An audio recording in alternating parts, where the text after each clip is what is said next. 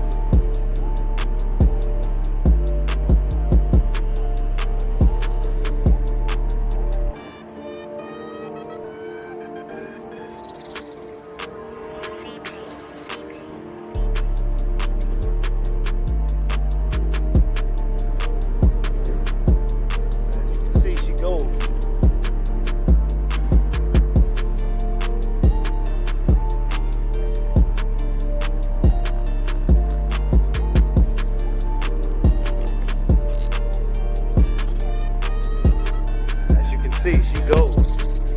There she goes. She holds her own. She does about 12 to 14 miles per hour.